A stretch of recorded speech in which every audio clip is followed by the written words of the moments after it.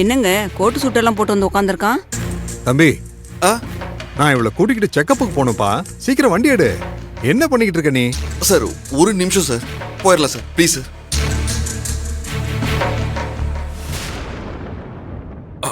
கயல், ஏய் எழில், என்ன போன் எடுக்க இவ்ளோ நேரம்?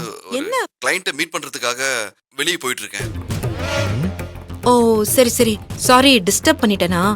இல்ல இல்ல, நீ என்ன விஷயம்னு சீக்கிரமா சொல்லு. அது ஒண்ணும் இல்ல எழில், நம்ம கீதா இருக்கால, சரி அவளை கட்டிக்க போற பையன் அவன் வேலை செய்யற கம்பெனில இருந்து அவனை லே ஆஃப் பண்ணிட்டாங்களாம்பா. சரி.